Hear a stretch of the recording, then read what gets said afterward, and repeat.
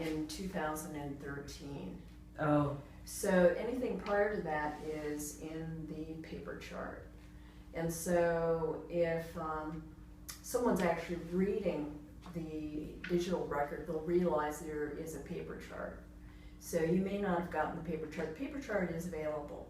And how long have you been Rolf's physician? Yeah, I actually can't remember. Just roughly, I mean. Oh, I more don't than- know. Maybe about 5 years, maybe Okay. 5 or 6 years. Okay. Yeah. So one thing that maybe the paper chart would tell us is that in that chart, as Mhm. opposed to the electronic chart in which Yeah. we find no complaint of his hearing Yeah. in the regular care, Mm-hmm. or even, complaint directed care that he had, Mm-hmm. no complaint about his hearing. Mm-hmm. To our knowledge, he's never requested a hearing test or had one recommended for Mhm. him. And maybe we would want to look at the paper chart just to see. I would, what we can do is we can request the paper chart and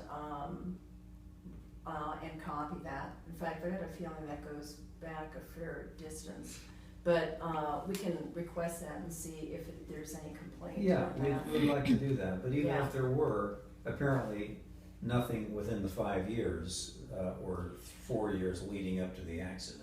We've gone through the Right. records and seen. I don't recall any specific Okay. issue. And again, when I saw him on the 30th, I actually asked him if he had any prior problems with hearing, and he said that he noticed some hearing loss. Yeah. But clearly, and How was it that you put it when you saw him the time after the accident? on the 30th, I actually asked if there was any prior. I actually bring it up because I actually bring it up to see whether there was any pre-existing, and but it was very clear on that visit. I remember this visit very, very clearly. He was stone deaf at this visit. It was one of these visits where I'm yelling, okay, and it stands up in my mind because it was so different from my prior visits with him. It was very clear to me that he couldn't hear. And it was very disturbing too. So I knew that there had been some kind of acute damage, most likely, again, due to the accident, directly following the accident. I remember I actually called Dr. Langman because I was really concerned about the degree of hearing loss. And that's when he recommended doing a medral dose back to see if the injury to the ears could be attenuated. But apparently it didn't make any difference. And then I arranged for him to have a follow-up with Dr. Lehman.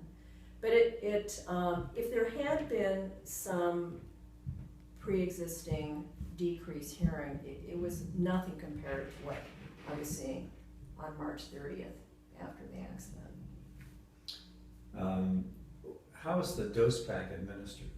What it is, it's oral. And it's actually it's always the same way. They're instructed the first day to take the highest dose, and then it gets tapered. Yeah, very tapering quickly. dose, okay. Yeah, it's a tapering dose. So that was probably over what, 5 days? I think it's 5 or 6 days. Yeah. And you actually were concerned enough, you called Dr. Langman Oh, yeah. while Rolf was in the Yeah. office. Yeah. And